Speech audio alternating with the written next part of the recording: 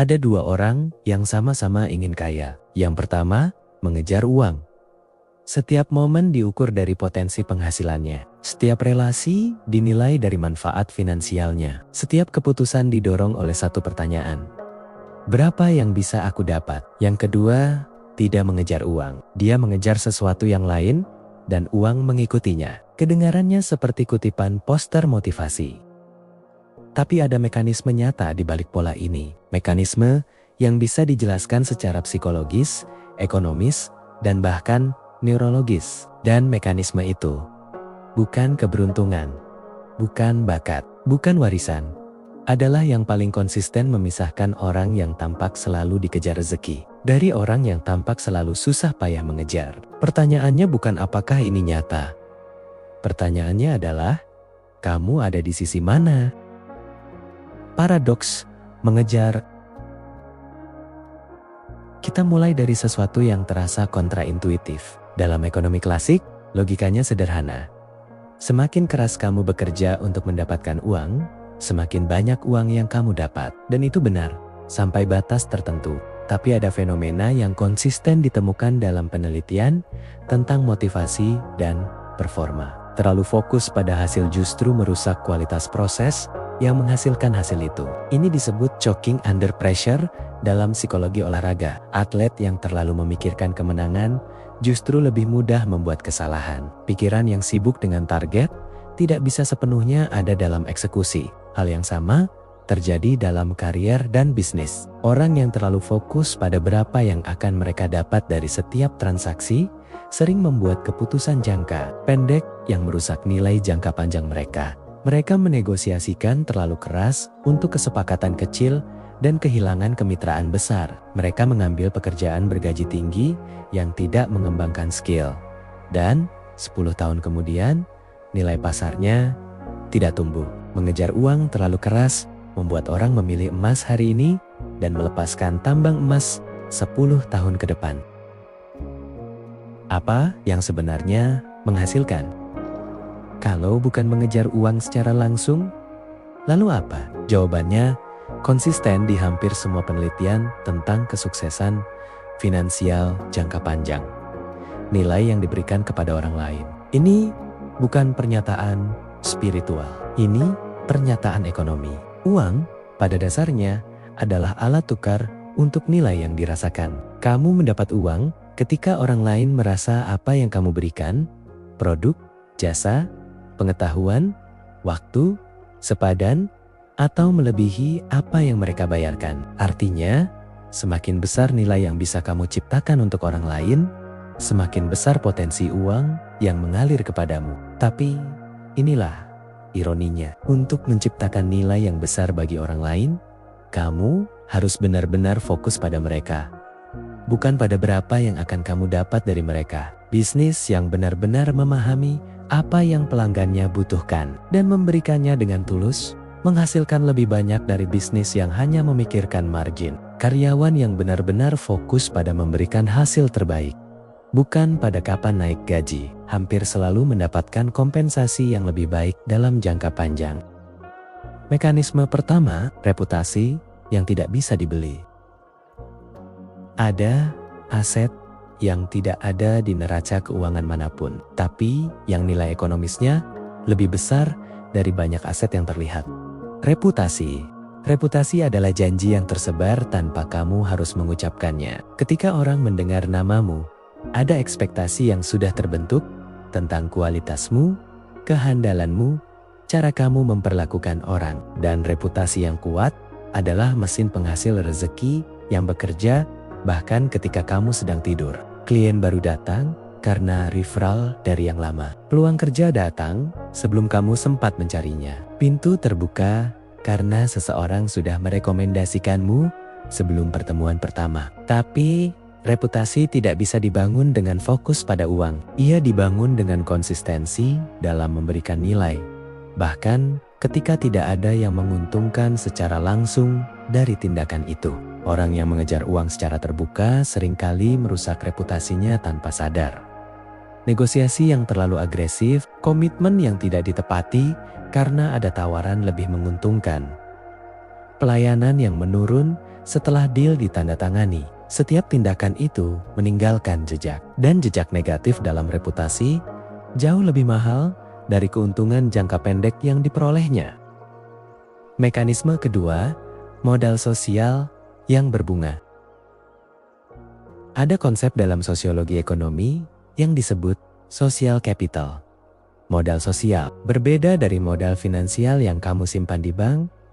Modal sosial tersimpan dalam jaringan hubungan manusia yang kamu bangun. Dan seperti modal finansial yang berbunga, modal sosial juga berbunga kalau dikelola dengan benar. Setiap kali kamu membantu seseorang tanpa mengharap imbalan langsung, kamu mendepositkan sesuatu ke dalam rekening sosialmu. Sesuatu yang tidak terlihat, tidak tercatat, tapi yang berbunga dalam bentuk kepercayaan, niat baik, dan kesediaan orang itu untuk membantumu di masa depan. Robert Putnam, sosiolog Harvard, mendokumentasikan bahwa komunitas dengan modal sosial tinggi memiliki pertumbuhan ekonomi, kesehatan, dan kesejahteraan yang lebih tinggi secara konsisten. Di level individu, ini berarti orang yang dikenal sebagai pemberi, yang memberi waktu, pengetahuan, koneksi, bantuan, cenderung memiliki jaringan yang jauh lebih produktif dari orang yang transaksional.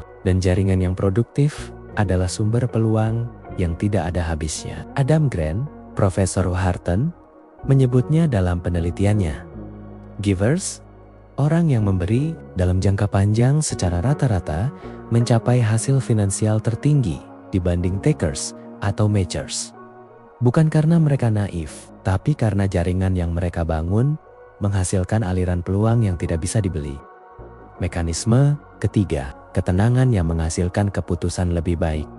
Ini yang paling jarang dibicarakan, dan mungkin yang dampaknya paling langsung. Orang yang tidak terobsesi dengan uang membuat keputusan finansial yang lebih baik. Bukan karena mereka tidak peduli pada uang, tapi karena otak yang tidak dalam kondisi kelangkaan finansial bekerja dengan kapasitas yang jauh lebih optimal. Kita sudah pernah bicara tentang penelitian Princeton yang menemukan bahwa tekanan finansial mengurangi kapasitas kognitif setara 13 poin IQ. Angka yang mengejutkan, tapi ada dimensi lain. Orang yang melihat uang sebagai tujuan utama cenderung mengalami apa yang peneliti sebut financial anxiety, kecemasan finansial kronis. Bahkan ketika kondisi keuangan mereka sebenarnya baik, mereka selalu merasa belum cukup. Selalu ada angka berikutnya yang harus dicapai. Dan kegelisahan itu menguras energi kognitif yang seharusnya bisa digunakan untuk keputusan yang lebih baik. Sebaliknya, orang yang fokus pada nilai dan kontribusi, yang melihat uang sebagai hasil dari pekerjaan baik, bukan tujuan dari semua pekerjaan, cenderung lebih tenang. Dan ketenangan itu bukan hanya kenyamanan emosional, ia adalah keunggulan kompetitif yang nyata. Apa artinya secara praktis? Cukup teori. Sekarang yang bisa langsung diterapkan. Perubahan pertama, ganti pertanyaan dasarmu dalam setiap situasi. Dari berapa yang bisa aku dapat dari ini menjadi nilai apa yang bisa aku ciptakan di sini. Ini bukan naif. Kamu tetap perlu dibayar dengan layak, tapi urutan pikirannya berbeda. Dan urutan itu mengubah cara kamu berinteraksi, cara kamu menawarkan sesuatu, dan cara orang merespons kamu.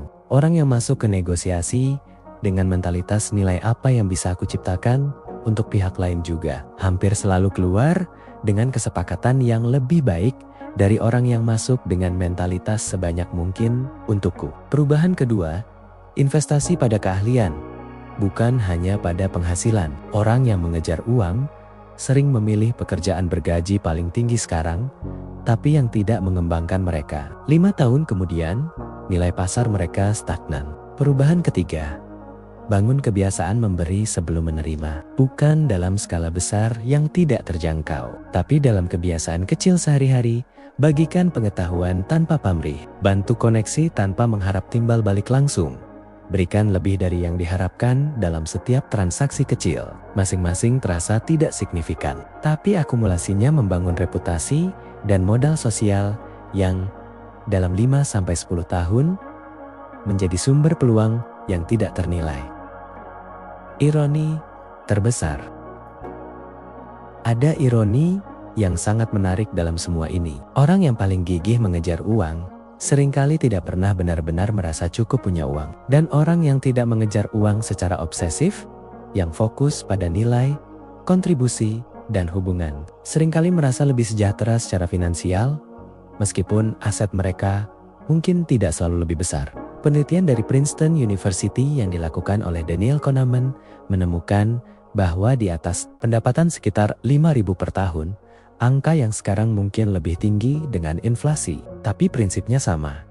Tambahan pendapatan tidak lagi secara signifikan meningkatkan kebahagiaan dan kepuasan hidup sehari-hari. Yang terus meningkat setelah titik itu adalah status sosial dan self-evaluation.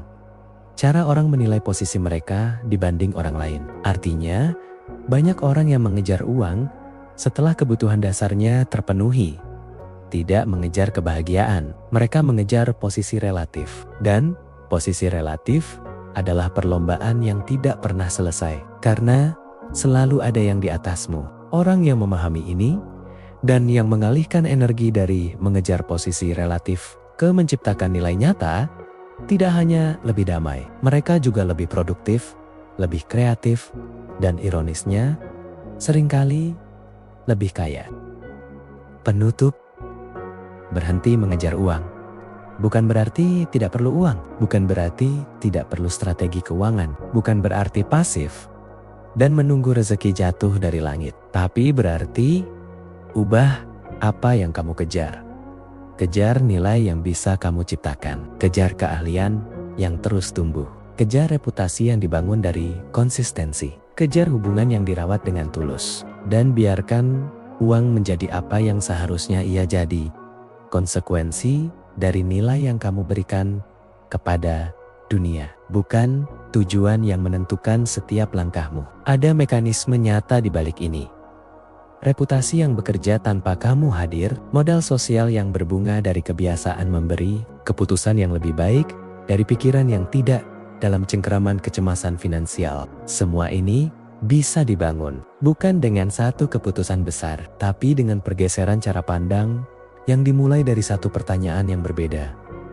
Dan pertanyaan yang ingin aku tinggalkan, dalam 1 tahun terakhir, tindakan apa yang kamu lakukan bukan karena ada uangnya, tapi karena itu hal yang benar untuk dilakukan. Dan kalau jawabannya sulit ditemukan, mungkin itulah yang perlu berubah.